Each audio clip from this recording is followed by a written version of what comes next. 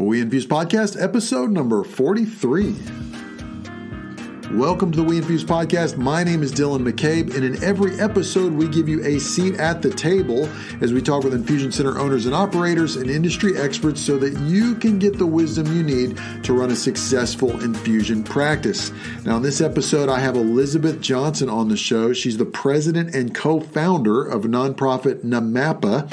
She's also the CEO of Medico CX, a physician buying group, and she really brings a lot to the table when it comes to best practices, education, equipping, and we're going to get into how to prepare for the end of the year and start the first quarter strong in your infusion practice. They even have a guide that they offer to people who join their group. So there's a lot to learn from this episode. I think you're going to get a lot out of it. And if you have not done so already, you owe it to yourself to get a demo of the We Infuse software. You will be absolutely blown away at how it simplifies and streamlines the infusion center workflow. It's truly a remarkable platform and makes, as we say, it takes the confusion out of infusion. All right, guys, let's jump into this episode with Elizabeth Johnson. As I mentioned, we have a special guest on the show today, Elizabeth Johnson. So, Elizabeth, thank you for joining the show. Absolutely. Thanks for having me. We're glad to have you on. And I always like to give our guests just a few minutes to talk about their background and kind of how they got into the world of healthcare up to the point. So just give our guests a little bit of background info on your journey in healthcare. Sure, absolutely. So I'm a nurse by trade. I've been in healthcare a little over 10 years now.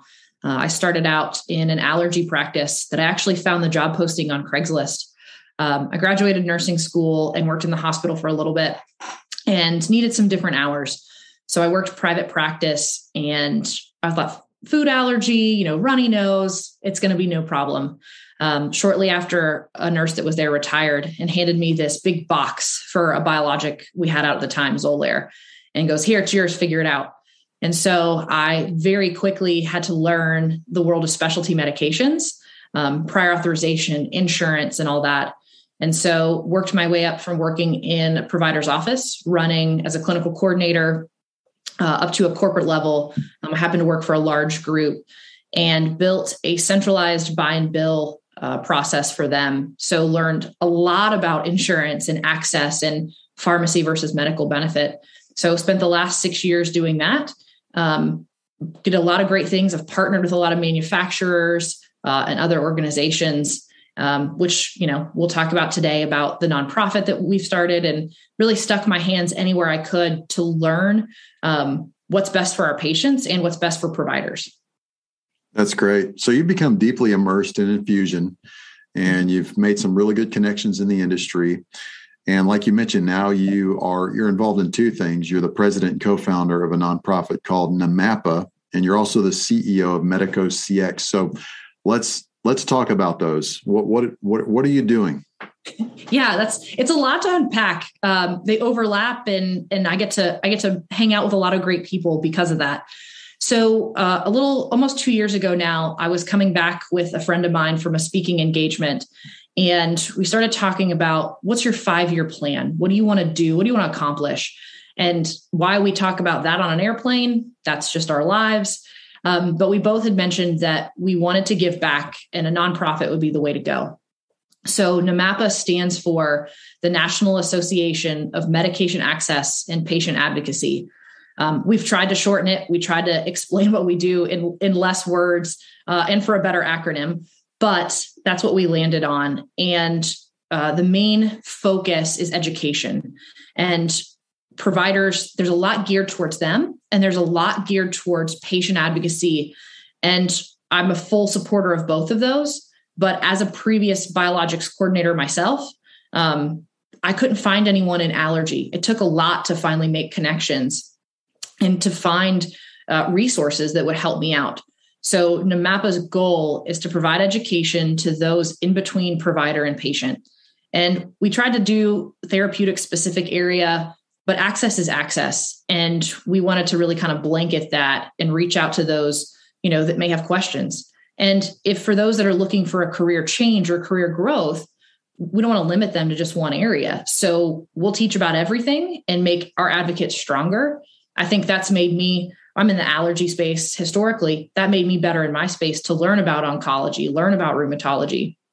So we work with everyone from coordinators to pharmacy techs to financial counselors to pharmacists, nurses. They're all crammed in there. But that also kind of led me to my day job, where I was able to connect with providers who wanted to provide education, but also provide resources and aggregated purchasing to physicians. And so my job at Medico CX is I'm a CEO. I have a team of 5, and we help physician practices, solo physicians, purchase and source biologics, both injectable and infusible, at better rates. But we also really work on their staff, right? Doctors can write scripts, but if they don't have the staff to navigate the access process, the patient doesn't end up on drug. Or if they do, they don't end up with copay assistance and some of these other really necessary things. So I get to sit in a really cool spot with a really great title and help patients and staff members. And I love it. That's great. Well, that's why we were excited to have you on the show, because we want to have people on like you who have leadership roles, who are, you are accountable for some really neat stuff like education, equipping, bringing people together. That's what you do every single day. So I know for this show, we're going to really focus on NAMAPA. So you mentioned NAMAPA focuses on education, and there's a lot of education and equipping and resources out there. So what's the problem that you guys solved? What was the opportunity that you saw where there was a need there that you guys could meet with NAMAPA? Sure. So I see a lot of therapeutic specific organizations, and I love each and every one of them. I think they do a great job advocating for their disease states. But what I felt was missing and what my team felt was missing was the basics, right? Right now in healthcare, how many times have you heard we're short-staffed, we're overworked, people are burning out? So what could we bring to the table to kind of help that and give people that foundation and that, fallback of like, okay, I can learn this. So we really stuck with the 101, right? What is pharmacy benefit versus medical benefit? What is a prior authorization versus a predetermination? These simple things that those of us that are in this role, we speak the lingo, but what if you don't? What if you're new? And we see it all the time. It gets passed to someone in the office, or it gets passed over to someone and they're playing catch up. Maybe they've been a biller, so they know the medical terminology, but not the rest. So it's all inclusive. It is meant for any skill level from beginner to advanced. And I love when the most advanced individuals come to us, read through material and say, that refreshed me or that re-energized me because I haven't been over the basics in a while.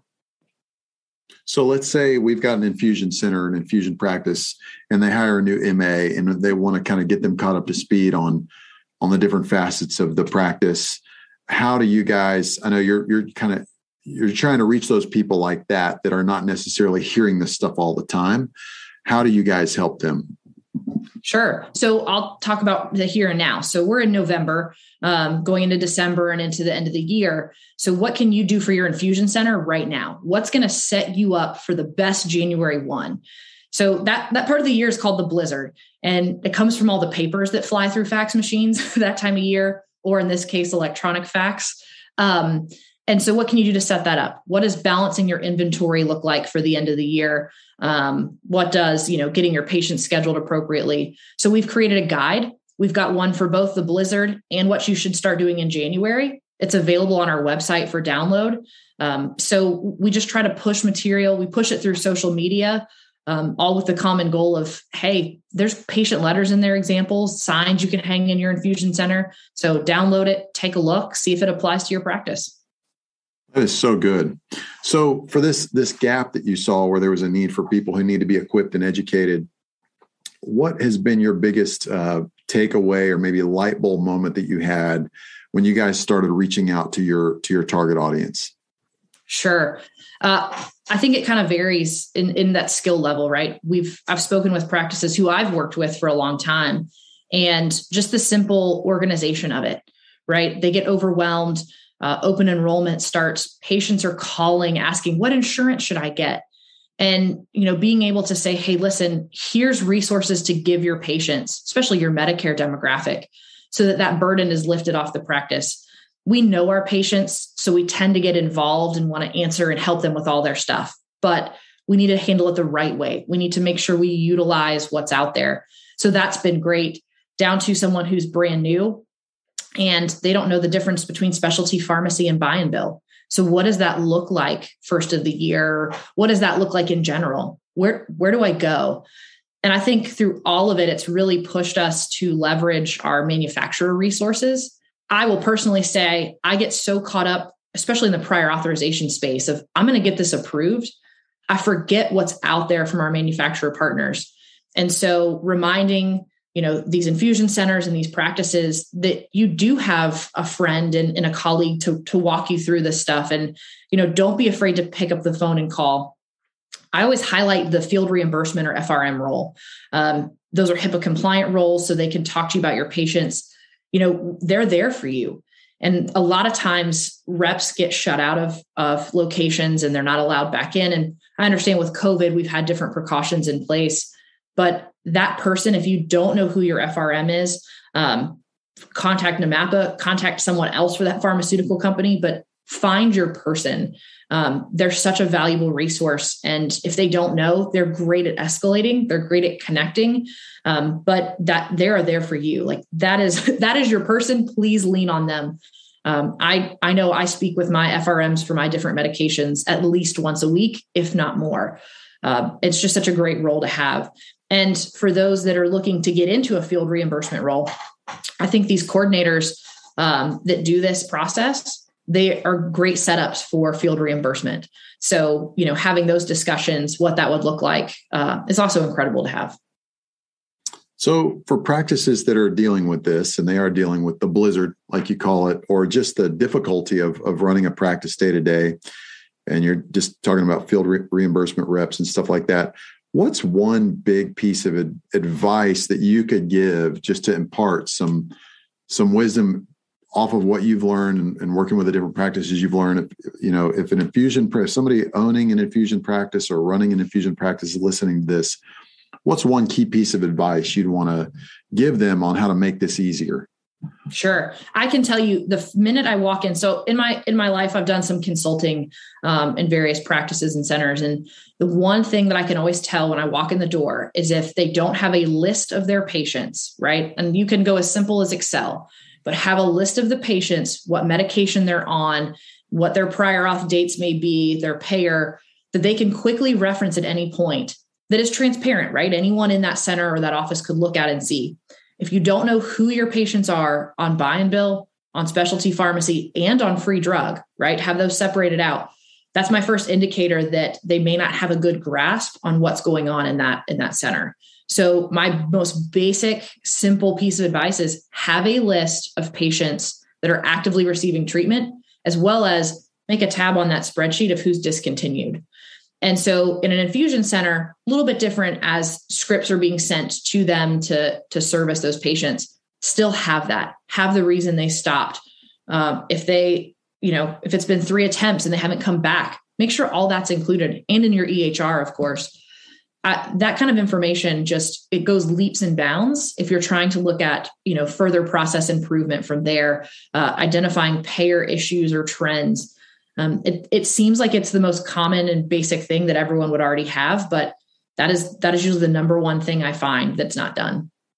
Interesting. All right. So that's a challenge to those of you listening. Do you have that list? Is it easily accessible by all? Is it followed by all? Is it reviewed often enough?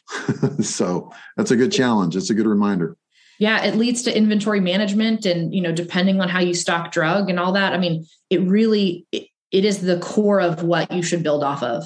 I was just in some practices these last 2 days, and the first question I ask in prep for these meetings is, do your patient list? And one didn't have one. And it was a great way to kind of segue into how do you track authorizations? How do you track inventory? What do you do this time of year? So it's a good conversation starter. If you don't have it, it's not a bad thing. We can get on the other side of it, but yeah, that's a great challenge to pose. Do you have that list?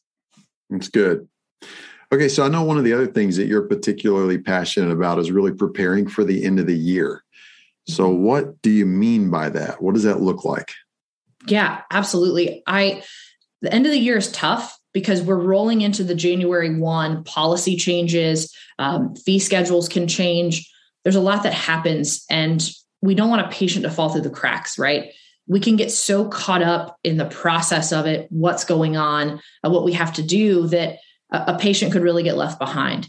So I say take full advantage of manufacturer resources.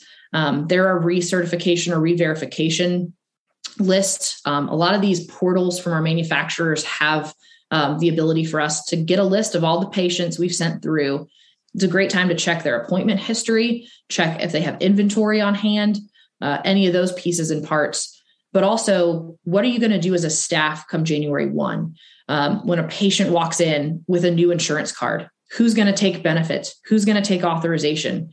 And so instead of panicking the moment they walk in with a change, you have a plan in place. Reserve this person's resources for, checking that benefit. This person's going to immediately pick up the phone for the authorization.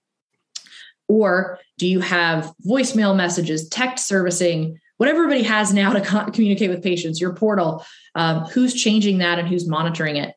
And then also to the staffing point, when a patient comes in, you really have to ask like 5 different ways. Do you have new insurance?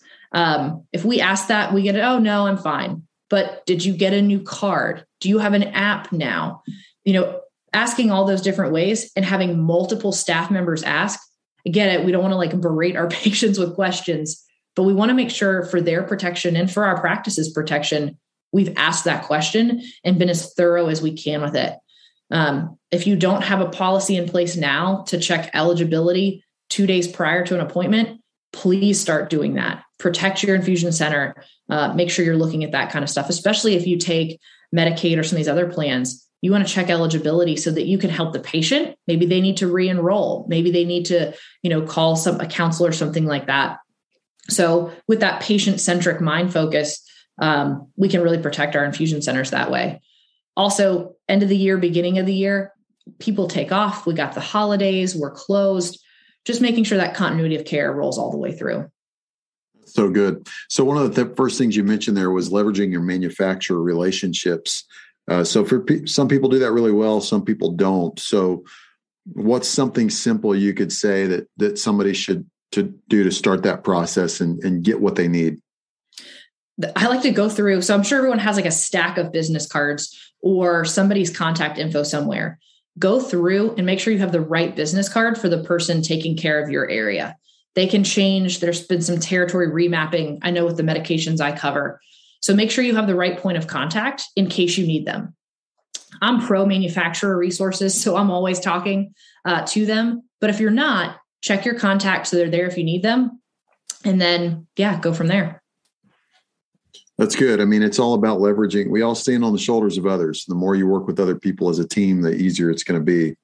I think, and the next thing you mentioned was making sure people have predefined roles to accommodate this blizzard that comes at the end of the year.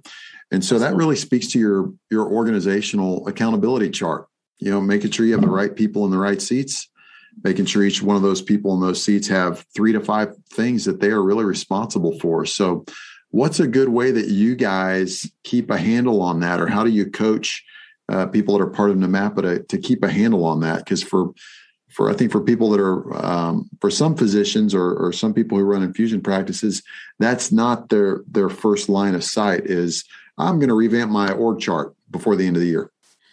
Yeah. So I think in allergy, we may be a little spoiled with this because we have practices that if you have an anaphylaxis or allergic reaction, we tend to assign a staff member a role. So we kind of have this pre-assigned mentality already. So if somebody goes into anaphylaxis, one person's charting, one person's IV, one person's epi, so we're kind of used to that. But I pass that information along.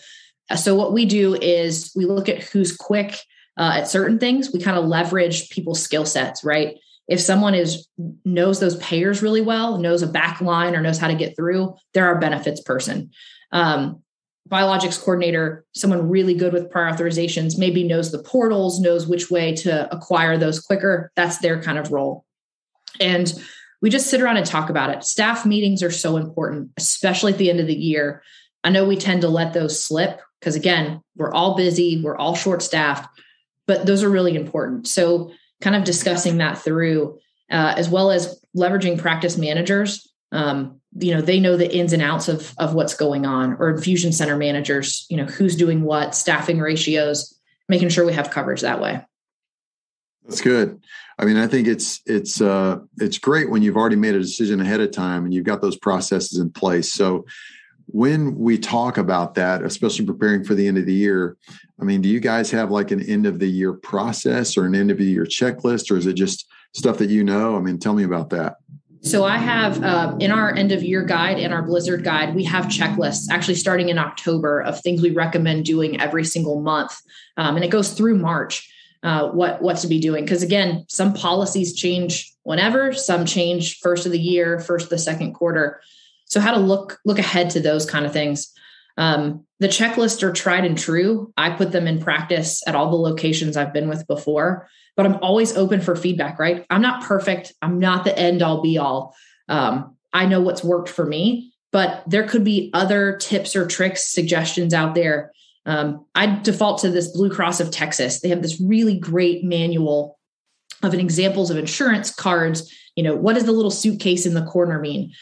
I love all that info, but I'm sure there's more out there that I haven't come across. And I always open for suggestions, or if you know of something, so that we can, one, update these guides, but two, there could be an inefficiency that I can correct by, being aware of this. So yeah, there's a lot of stuff out there, but there's great room for communication and open dialogue around these.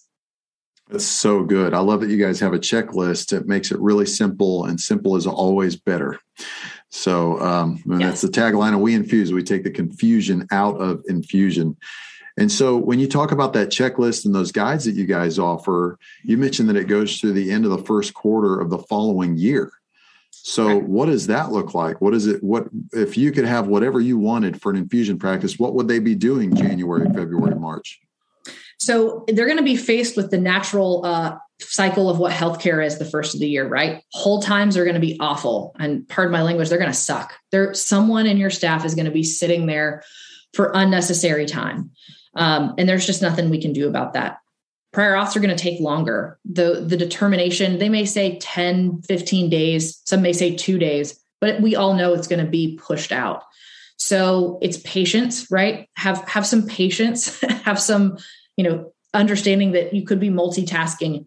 The average coordinator may be on the phone and then typing one in at the same time. So just know that your workflow may be a little different, but we put it through that first quarter really to start, especially in allergy, right? We're very seasonal, but to always be looking ahead to the next trend and how can you set yourself up for that next part, that next trend that's coming.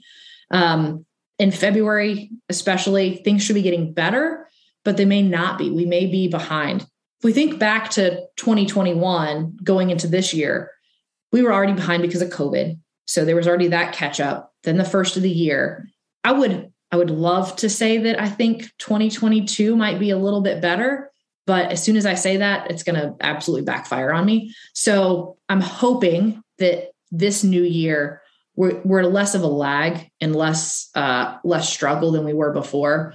But I know that for my coordinators, what I am recommending to them is that if you catch word of a patient having new insurance, you submit the auth the same day you catch that. Using that date to kind of leverage, hey, I submitted it on this day. The patient had to postpone their treatment. I need them in next week, is really helpful. Not everything is an emergency. So please don't expedite everything unless that patient truly needs treatment. We tend to over expedite things the first of the year because we want that determination quickly, but that just backlogs the process further. So be responsible about your expediting. Know that fee schedules and policies could change not just January 1, but January 15th, February 1st. So be sure you're following those, checking all of those for your practice. So I could go on for hours of all the things that could happen. But really it's preparing yourself for January 1, following your preparations in January and February, and then executing. That's so good. I mean, the better you can prepare, the less of an intense workload it is, right? So, Absolutely. So I hear you're mentioning leverage your relationship with manufacturers, check and make sure you've got processes in place, because and make sure that they're simple, repeatable, and followed by all. So, and then making sure that you've got even a checklist that you guys provide, which is great. And I think that's key too, adjusting expectations of what your workload looks like that first quarter. So when we talk about preparing for the end of the year and with all the multifaceted scenario you've got with Christmas and new patients going on, everything like that, I mean, what's one key piece of advice? We've said a lot, but if you would want our audience to hear one thing, if you had just 60 seconds, one thing on preparing for the end of the year, what would it be? The more prepared you are, the better you will be. But remember, we're human, right? Something may or may not happen. And so it's how you address the beforehand and prepare yourself, but also how you're going to handle if something goes wrong. With a team approach, you're less likely to have something go wrong, but know that, again, you're a team. So if it does, you fix it as a team. That's so good. Yeah, you got to have that atmosphere where you guys can meet, whether it's once a week or whatever, to identify, discuss, and solve issues together. Most people don't identify, discuss, and solve. They just discuss. Yeah. Yeah. They don't knock those problems down together and put them behind them forever. So that's great. That's really great advice. Well, what would be your parting piece of advice for our listeners? We've talked about education and equipping. We've talked about preparing for the end of the year. And I know you also are passionate about how we can all work together. So what would you like to part with as far as how we can all work together? Sure, absolutely. And it kind of goes with this whole theme we've talked about, right? Investing in your staff and your time and making sure you do have time to have a full discussion, identify and find solutions is really key. And, there's a million different nonprofits. We all have our different groups, but we all have overlap, right? The patient is our number one focus. And I'm sure with We Infuse, with NICO, with NAMAPA, we all have that patient-centric mindset. So while we're different pieces and parts of how this goes, we really are all in it together. So at the end of the year, at any time of the year, I love that I can sit down with anyone from your team and chat. Hey, this is what we have going on. Is there any recommendations you have for us? And really, you guys have such a great footprint with these infusion centers. I love the feedback. I love the team there. And I think we keep the discussion open. I think these organizations, we've kind of become phone a friends at this point. If there's a question, we throw it out on LinkedIn. We leverage our social media platforms to have these discussions. And I'd love to see more of that. I'd love to see more advocacy together. And I kind of throw that out there because these manufacturers, while we're pushing for their resources, they have these new advocacy roles. And there's a few that I've worked with that are excellent. And there's a few that I've worked with that I'm not sure they know where they're going. So how can organizations like yours and mine really get the most out of these relationships and truly put this advocacy to the test? Because I think, post-COVID world, if we ever get there, we're going to need some help. And I think that's the avenue we should be going. It's so good. Well, I know people listening to this are going to want to learn more about NAMAPA. So what's the best way that they can get in touch with you guys? Absolutely. We have a website, www.namapa.org. You can contact us through there, and you can personally reach out to me. I'm on LinkedIn, Facebook, Instagram, all the social sites, and so is my team. So we have our own page on LinkedIn. Shoot us a message. It'll come directly to one of us, and we're happy to further the conversation, send you any of the guides that we have, but more so, please give us feedback. We are wide open and ready to receive it. Awesome. Well, Elizabeth Johnson, she's the president and co-founder of NAMAPA. Thank you so much for joining our show today. Thank you so much for having me. This has been fun. All right. Great interview with Elizabeth Johnson. I love what she said about making sure you've got those people in place with a plan to get ahead of the blizzard. I also like what she said about processes, even the very checklist that they offer. So I'm sure many of you are interested in that. You can go to their website, or like she said, you can connect with her on LinkedIn. And if you want to learn more about how We Infuse can save you time and money, just head over to weinfuse.com, schedule a free test drive with one of our account executives today. You will be so glad you did. All right, guys, this is Dylan McCabe with the We Infuse podcast, and I will catch you in the next episode.